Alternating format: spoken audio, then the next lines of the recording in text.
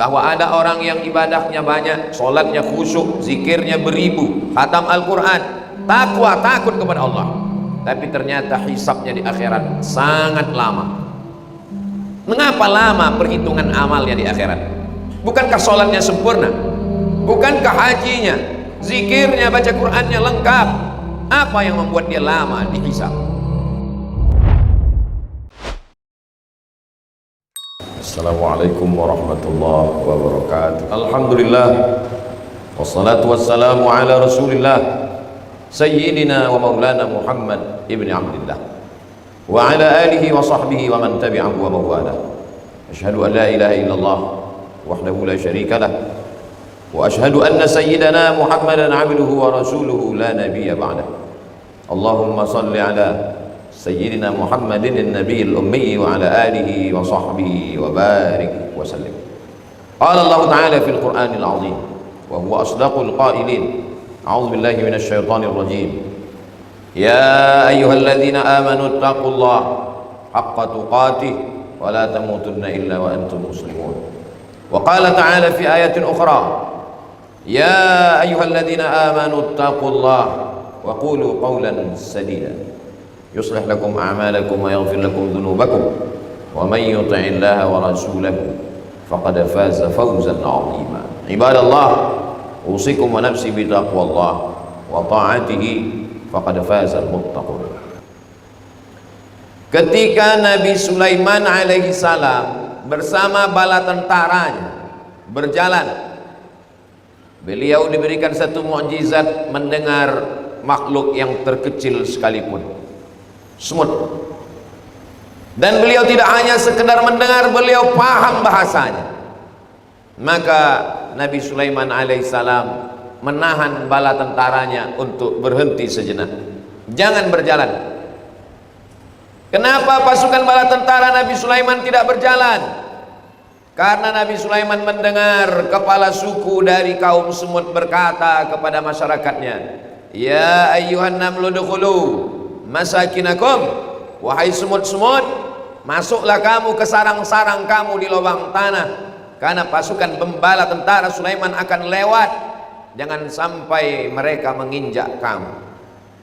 Nabi Sulaiman alaihissalam, ayahnya Nabi Daud adalah nabi sekaligus raja segala raja. Dia salah satu nabi yang dipilih Allah Subhanahu wa ta'ala menjadi rasul, tapi tetap menganiaya makhluk Allah merupakan perbuatan yang tidak terampuni. Hanya semut yang dianggap sepele, remeh temeh.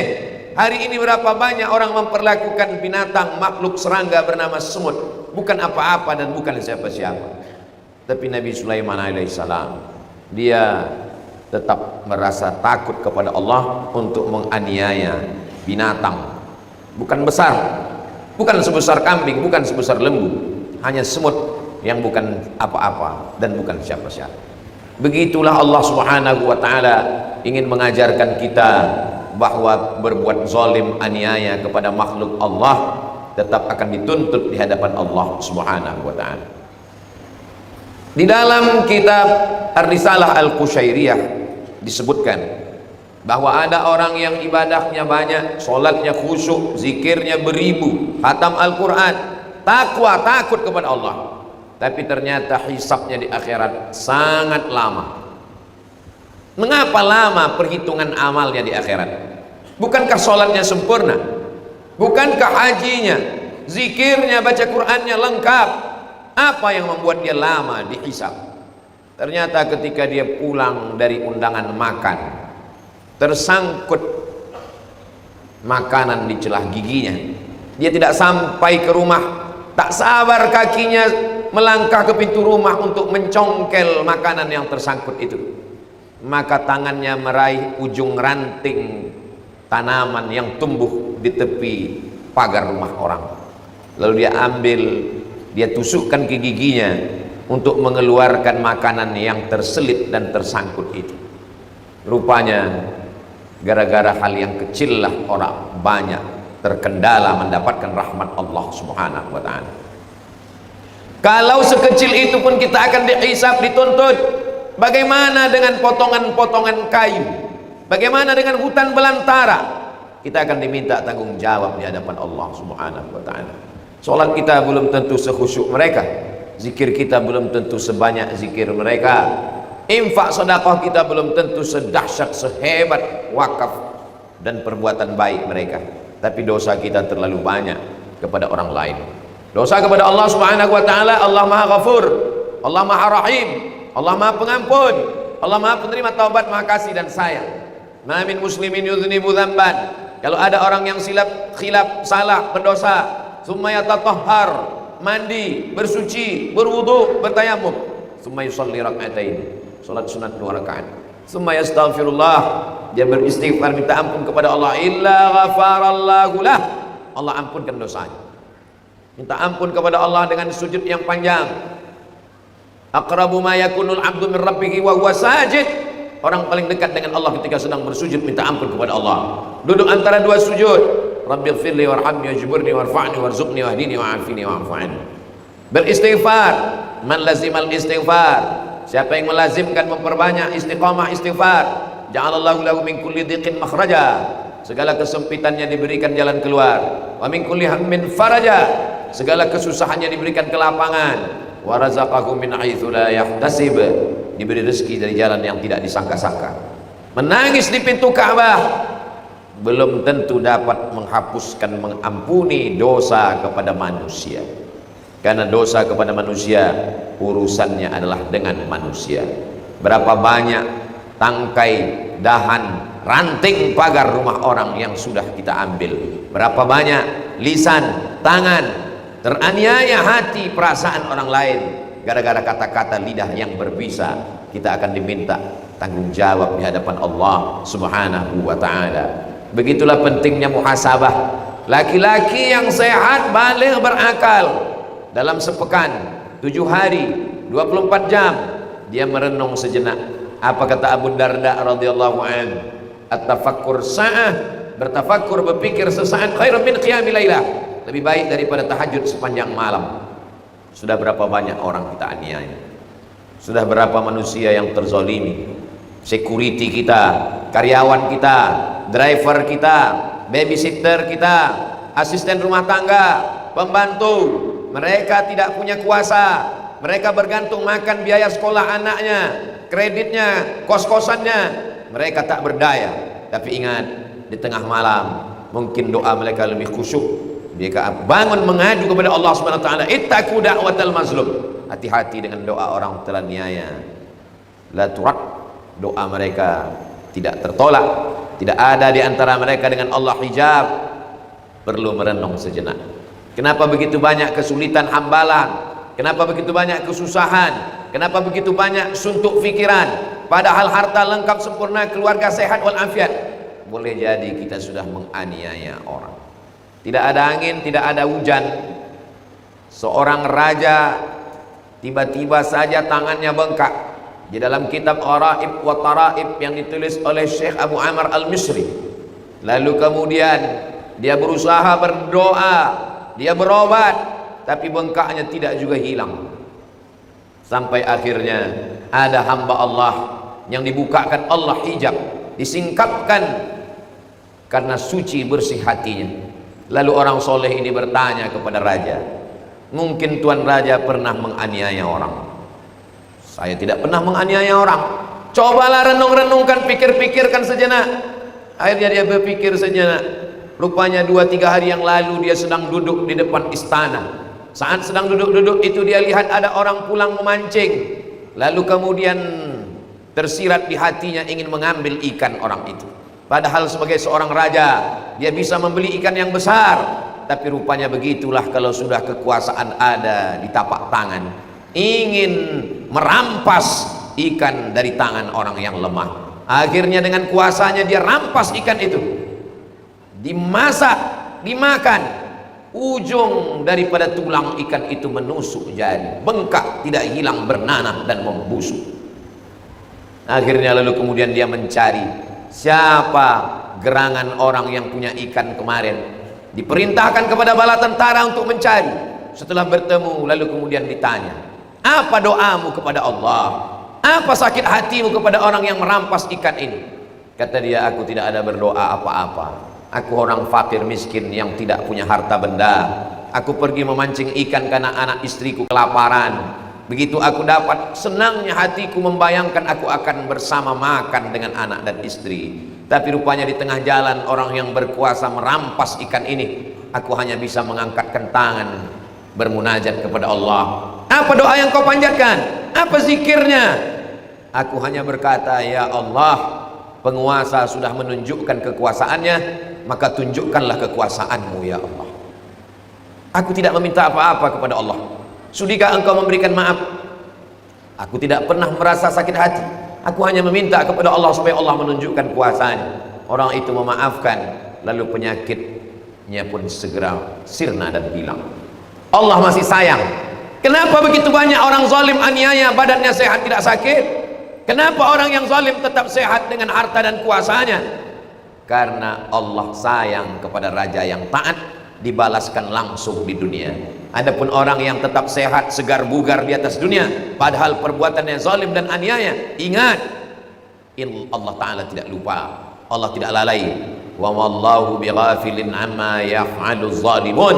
Allah tidak lupa, tidak lalai atas perbuatan orang yang zalim. Lalu apa itu namanya?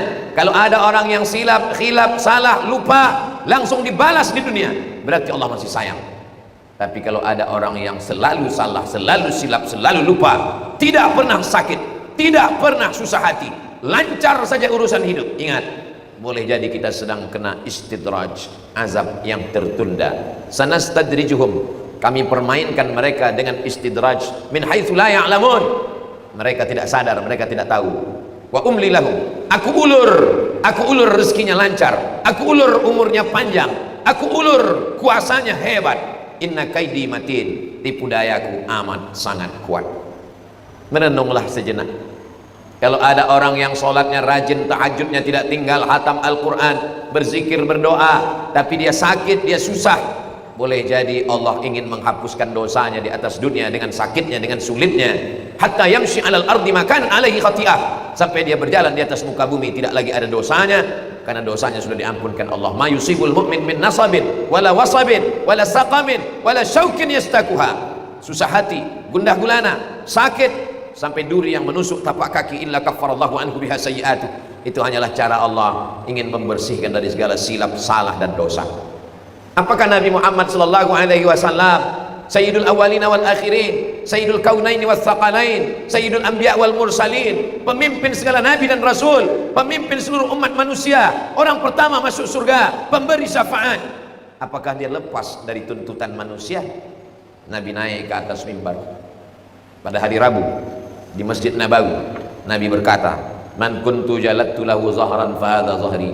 Siapa yang pundaknya pernah ku cambuk, siapa yang kulitnya pernah ku sakiti, siapa yang pernah ku zalimi, hadza zahri, ini pundakku, falyastaqit minhu, silakan balas.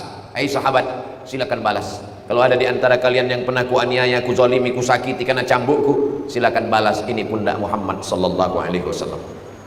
Man kuntu syatamtu lahu irdan, siapa yang pernah ku caci maki, siapa yang pernah harga dirinya terganggu, terusik, siapa yang pernah sakit hati, tersinggung karena kata-kataku, hadza irdi, ini harga diri Muhammad, falyastaqit minhu, silakan balas. Nabi pun tetap meminta nuntut balas di atas dunia, karena kita semua akan dihadapkan dalam mahkamah pengadilan yang paling adil di hadapan Allah Subhanahu wa taala. Hari ini kita bisa bersumpah, sumpah palsu. Hari ini kita bisa bayar orang per menit, per detik untuk membela kita. Kita tidak pandai berbicara, kita bayar orang yang mengerti hukum, memang dibayar untuk membebaskan, menolong kita dari segala perkara di dunia. Tapi sampai masanya nanti, yauma la yanfa'u malun, hari itu tak ada guna harta, wala banun, tak ada guna anak, illa man atallah, kecuali orang yang datang menghadap Allah biqalbin salim, dengan hati yang bersih. Bagaimana dengan orang yang rajin tahajud? Bagaimana dengan orang yang rajin salat sunat? Bagaimana dengan orang yang rajin melaksanakan ibadah khatam Quran, berzikir, haji dan umrah, bolak-balik ke tanah suci Makkah, tapi menganiaya orang, menzalimi orang, memukul orang, merampas harta orang? Ya'ti yaumal qiyamah, dia akan datang pada hari kiamat. Ya'ti bi salatin, salatnya banyak, qabliyah, ba'diyah, duha, isyraq, awabin, tahajud, zikir. Wa salatin, salatnya banyak, wa zakatin, zakatnya banyak, wa hajjin, hajinya banyak. Qad syatama hadza, tapi lidahnya kasar, mencaci maki, menyumpah serapah orang. wa akala mal hadza, memakan harta orang, wa qadhafa hadza, menuduh orang, wa daraba hadza, memukul orang, wa safaka dama hadza, menumpahkan darah orang. Ukhidat hasanatu, diambil salatnya, diberikan kepada orang yang dia zalimi, diambil puasanya, diberikan pada orang yang dia aniaya, diambil zakatnya, diberikan pada orang yang dia pukul, diambil hajinya, diberikan pada orang yang dia makan hartanya dengan cara batil. Faniyat hasanatu, pahalanya sudah habis, walam yuqda alaih, pahala salatnya habis, pahala zakatnya habis, pahala hajinya habis, zikirnya habis, hatam Qur'annya habis. Tapi ternyata yang mengantri tetangganya, masyarakatnya, rakyatnya masih banyak yang menuntut di hadapan Allah. Ukhidat khatayahum, diambil dosa mereka, summa turihat ilaihi, dicampakkan kepada dia, summa turihat finnar, dia pun dibenamkan, disungkurkan, dicampakkan ke dalam neraka jahanam. Inilah orang masuk neraka bukan karena tidak sholat, masuk neraka bukan karena tidak puasa, masuk neraka bukan karena zina, masuk neraka bukan karena judi, masuk neraka bukan karena riba, masuk neraka karena aniaya kepada orang lain. Tidak ada cara lain. Jangan tunjukkan diri karena kaya, karena hebat, karena alim, tapi lihatkanlah diri banyak dosa, ulurkanlah tangan, mintakanlah maaf sebagaimana Sayyidina wa Maulana Muhammad sallallahu alaihi wasallam. Isma syi'ta, silakan hidup sesuka hati. Hidup sombong karena kaya seperti Qarun, hidup angkuh karena kuasa seperti Fir'aun, hidup karena ilmu hebat, angkuh, sombong, penjilat seperti Haman, hidup dengan ilmu agama tapi tidak pernah mengamalkan ajaran agama seperti Bal'am. Fa innaka mayyit, sesungguhnya kau akan mati, kau akan diminta tanggung jawab di hadapan Allah Subhanahu wa taala.